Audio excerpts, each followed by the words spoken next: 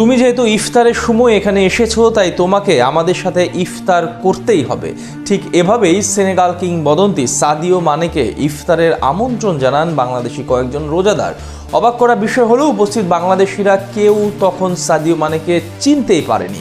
সাম্প্রতিক সময়ে অতীতের এই ঘটনাটি আলোড়ন সৃষ্টি করেছে সোশ্যাল মিডিয়ায়। বাংলাদেশি রোজাদারদের সাথে সাদিও মানের সেদিনের ইফতার করার ঘটনা নিয়ে বিস্তারিত থাকছে প্রতিবেদন।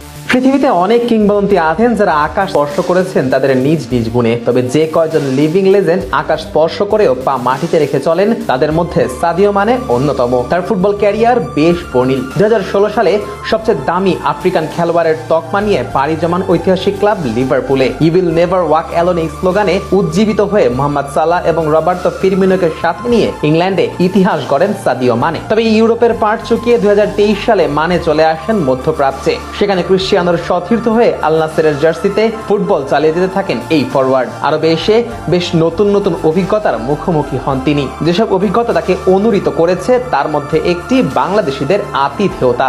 একজন ধর্মপ্রাণ মুসলমান হওয়ায় মানেকে প্রায় সব সময় মাঠে মোনাজাত কিংবা রোজা নিয়ে ফুটবল খেলতে নামতে দেখা গেছে। একটি সাক্ষাৎকারে গত বছর রমজানের এক ভিন্ন অভিজ্ঞতাও শেয়ার করেন মানে। সাদিও মানে জানান, বাংলাদেশিদের উদারতা এবং আতিথেয়তায় মুগ্ধ হয়েছেন তিনি আরো জানান, একদিন রমজানের রাস্তা দিয়ে হাঁটছিলাম, কিছু লোক আমাকে ডেকে বলল আমাদের সাথে ইফতার করো। তারা সবাই বাংলাদেশি ছিল। আমি বললাম, আমাকে তো তোমরা চেনো না, আমি কিভাবে তোমাদের সাথে ইফতার করি? তারা বলল, এতে কোনো সমস্যা নেই। তাদের উদারতা, খাবার ভাগাভাগি করে খাওয়ার ইচ্ছা এবং একসাথে থাকার সংস্কৃতি আমার হৃদয় ছুঁয়ে গেছে। তিনি আরো জানান, বাংলাদেশি মানুষ যে কাউকে আপন করে নিতে জানে। সাদিও মানে তার ক্যারিয়ারে প্রায় সবকিছু জিতেছেন। 2018 সালে ইউএফএ চ্যাম্পিয়ন্স লিগ, 2019 সালে লিভারপুলের 30 বছরের খরা কাটিয়ে লিগ টাইটেল জেতা সহ সর্বশেষ আফ্রিকান কাপ অফ নেশনসে নিজ দেশ সেনেগালকে চ্যাম্পিয়ন করানো, সবকিছুই আছে তার এই সাজানো গোছানো ক্যারিয়ারে। অলরেডদের হয়ে সবকিছু জেতার পর জার্মানদের ঐতিহাসিক ক্লাব বায়ার্ন মিউনিকে পাড়ি জমান এবং সেই বছরেই লিগ টাইটেল জেতেন